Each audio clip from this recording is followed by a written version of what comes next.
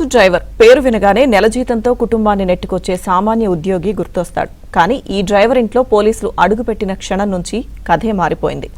అల్మారాలు తెరిస్తే నోట్ల కట్టలు, పెట్టెలు తెరిస్తే బంగారు బిస్కెట్లు, లెక్కించేందుకు 1 కాదు 5 క్యాష్ కౌంటింగ్ మెషిన్లు తెప్పించాల్సిన పరిస్థితి. ఒక సాధారణ బస్సు డ్రైవర్ ఇంట్లో 28 కోట్లకు పైగా నగదు, 15 కిలోల బంగారం ఎలా చేరింది? ఈ సంపద వెనుక అసలు కథ ఏంటి?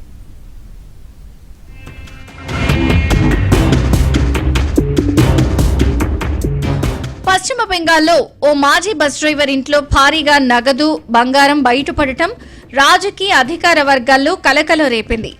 బీర్భూమ్ జిల్లాలోని దేవ్చా గ్రామానికి చెందిన మినార్ మొండల్ ఇంటిపై రాష్ట్ర పోలీసులు బుధవారం రాత్రి ఆకస్మికంగా సోదాలు నిర్వహించగా 35 సంచుల్లో దాచిపెట్టిన 28 కోట్లకు పైగా నగదు, 21.5 కోట్ల విలువైన 15 కిలోల బంగారు బిస్కెట్లు బయటపడ్డాయి.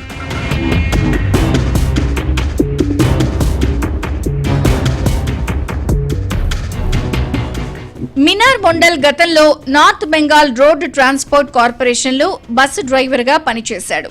ఉద్యోగం మానేసిన తర్వాత తన బామ్మర్ది స్టోన్ వ్యాపారి తులు మొండల్ అలియాస్ మొహమ్మద్ నజీబుద్దీన్తో కలిసి రాతి వ్యాపారంలోకి అడుగుపెట్టినట్లు దర్యాప్తులో తేలింది.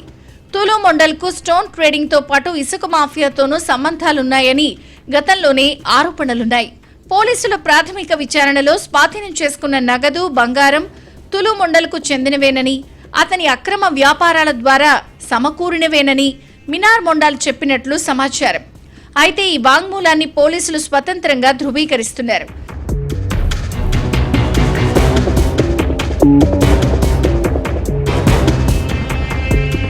ప్రస్తుతం మినార్ మొండల్ అతని కుమారుణ్ణి అదుపులోకి తీసుకుని విచారిస్తూ ఉండగా తులు మొండల్ పరారీలో ఉన్నట్లు అధికారులు తెలిపారు.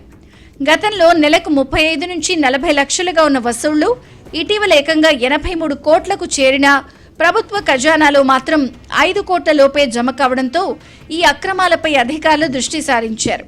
మినార్ మొండల్కు చెందిన విలాసవంతమైన 2 అంతస్తుల భవంతిలో నగదు ఉందని తెలియగానే పోలీసులు సోదాలు చేసి అక్కడి సొత్తును స్వాధీనం చేసుకున్నారు.